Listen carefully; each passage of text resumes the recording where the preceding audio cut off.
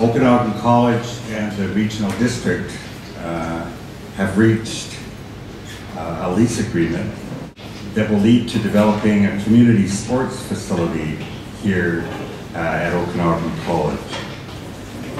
To this point, and we're just thrilled about it.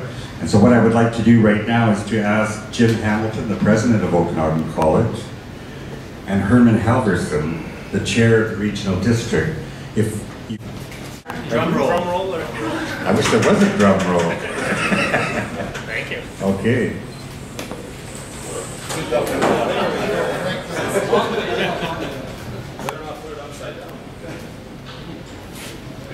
It's the property that is just north of the parking lot on the other side of the bridge. There's 10 acres of property there that belongs to Okanagan College and has always been in the agricultural land reserve.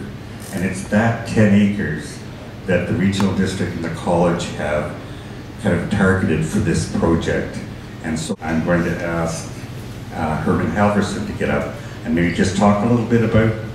Yeah, there was a lot of negotiations going on back and forth between Al McNiven, our manager, and the college, John Lent, and it took some time, but anyway, the agreement got worked out and worked out to the satisfaction of all parts. And I think it's going to be really a blessing in disguise here for this area, because it is a very nice spot to have this situation with the racetracks, change rooms, and with also the stands. There will be grandstands in here. I think 400 seats or something like that. So the regional district's pretty excited about this. So I'd just like to say it's a real pleasure to be here and to move this facility into a real nice location. So I don't want to take too much time. I'm not one for long words. So I'll close at that. Thank you very much. Thank you very much, Herman. Well, and a 425 square meter field house and a 181 square meter building with washrooms and a storage facility and a meeting room, a community meeting room. So I would like now to ask the president of Okanagan College, Jim Hamilton, to get up and say a few words about this project. Welcome everybody to a nice sunny morning in the Coldstream / Greater Vernon for a wonderful announcement. I am pleased to welcome you all here today and be part of what I think is a very exciting development, not just for Okanagan College, but for the community we inhabit.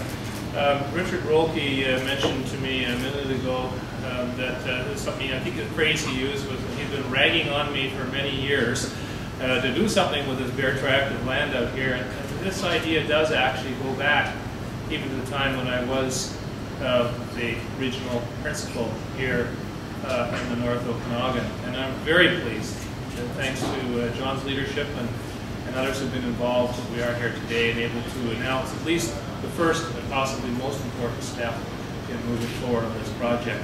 Partnership with the regional district has been a 3.5-year journey.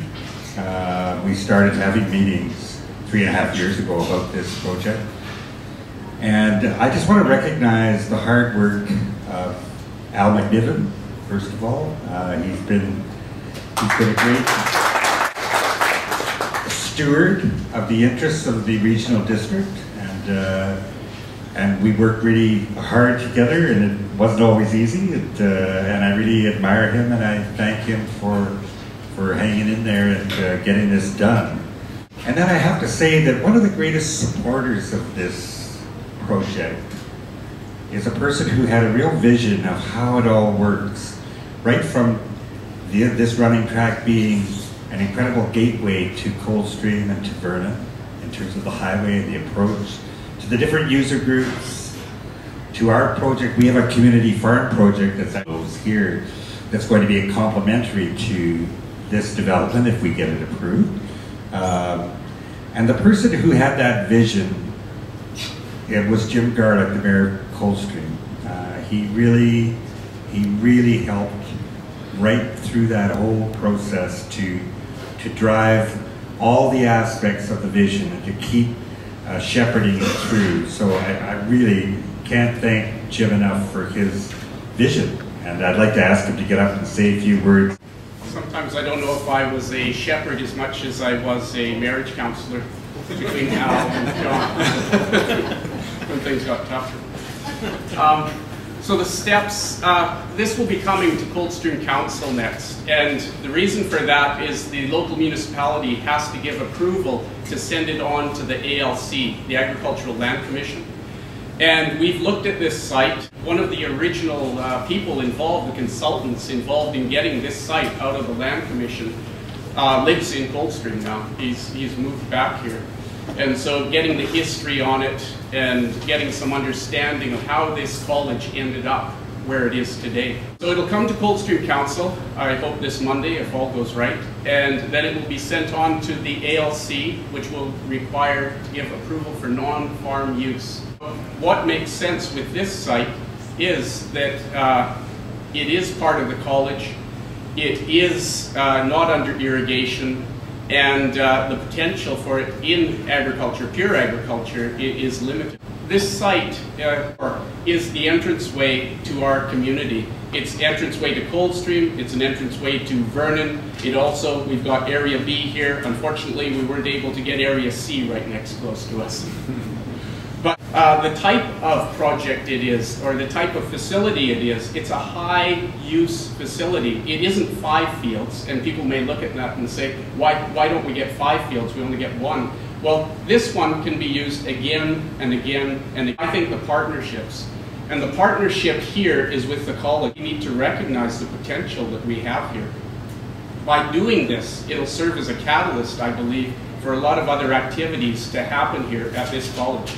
And that's why I've been supportive in this project right from the beginning.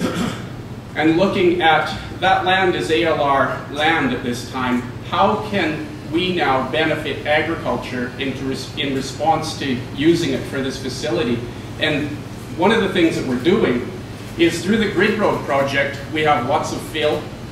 And out front here, the college had some problematic land with drainage and such. So we've invested in a drainage system on this property, and now we're bringing in fill. It's going to be leveled off and made into an area where we can actually put in a demonstration farm. And students are coming up here from UBC Vancouver and working on organizing this to get it started.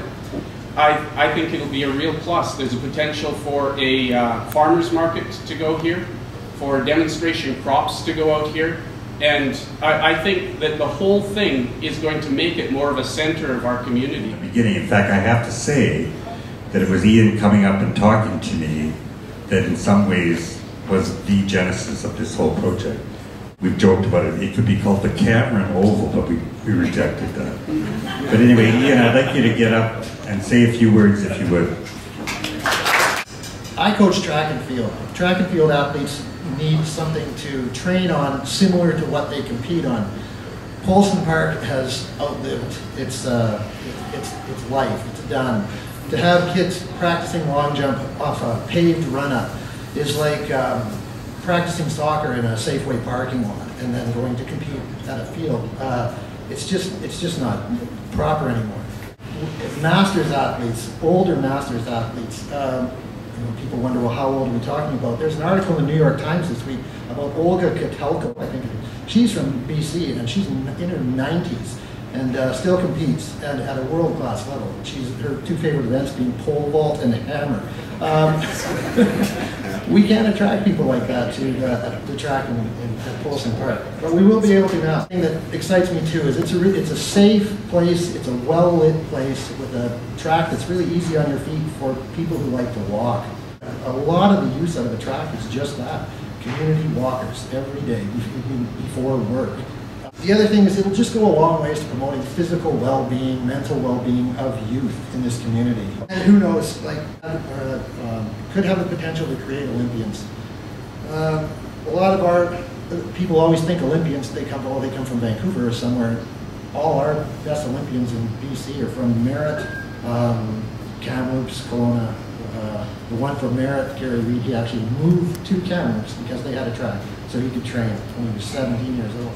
And they've been in multiple Olympics, and a big asset and a huge positive impact on this entire region. And I'm so excited to see this continue and keep on going.